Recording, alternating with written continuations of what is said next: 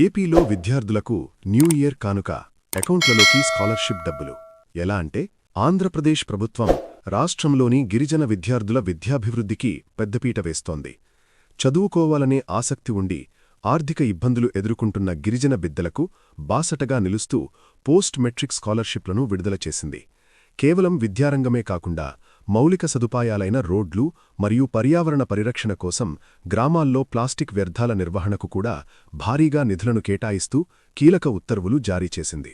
గిరిజన విద్యార్థులకు స్కాలర్షిప్ల విడుదల. రాష్ట్ర గిరిజన సంక్షేమ శాఖా మంత్రి గుమ్మడి సంధ్యారాణి గిరిజన విద్యార్థులకు సంబంధించి కీలక ప్రకటన చేశారు. 2025-26 విద్యా సంవత్సరానికి గాను ప్రభుత్వం అత్యంత వేగంగా స్కాలర్షిప్ నిధులను విడుదల చేసింది. లబ్ధిదారుల సంఖ్య రాష్ట్ర వ్యాప్తంగా మొత్తం 59,297 మంది గిరిజన విద్యార్థులకు ఈ స్కాలర్షిప్స్ అందుతున్నాయి.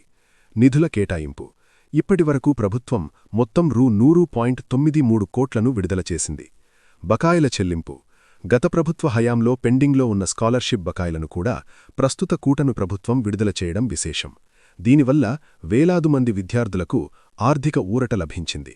గిరిజన విద్యార్థుల ఉన్నత చదువులకు ఎటువంటి ఆటంకం కలగకూడదనే ఉద్దేశంతోనే ఈ నిధులను సత్వరమే విడుదల చేసినట్లు మంత్రి తెలిపారు. రోడ్ల మరమ్మతులకు రూ. 205.12 కోట్లు. రాష్ట్రంలో అధ్వారంగా ఉన్న రహదారుల స్థితిగతులను మార్చేందుకు ప్రభుత్వం నడుం బిగించింది. ప్రయాణికుల ఇబ్బందులను గమనించి R&B అనగా రీసెర్చ్ అండ్ డెవలప్మెంట్ శాఖ ద్వారా భారీగా నిధులను కేటాయించింది. నిధుల వివరాలు. మొత్తం రూ. 205.12 కోట్లతో రహదారుల పునరుద్ధరణ పనులు చేపట్టనున్నారు. నిర్మాణ పరిధి 92 జిల్లా రోడ్లలో సుమారు 467.49 కిలోమీటర్ల మేర మరమ్మతులు జరుగుతాయి. ఇందుకోసం రూ. 117.89 కోట్లు కేటాయించారు. 34 రాష్ట్ర రహదారుల్లో 174.72 కిలోమీటర్ల మేర పనులు జరుగుతాయి.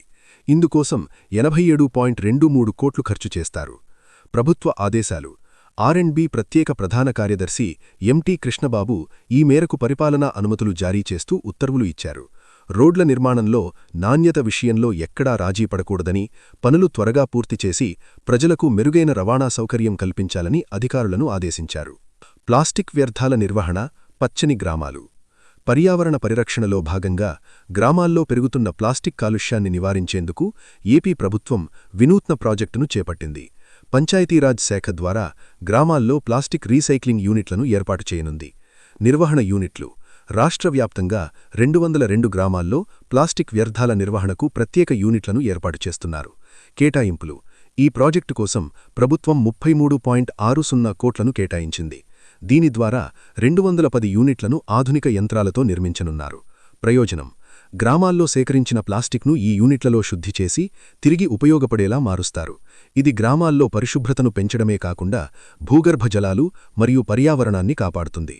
ముఖ్య కార్యదర్శి శశిభూషణ్ కుమార్ ఈ మేరకు ఉత్తర్వులు జారీ చేశారు.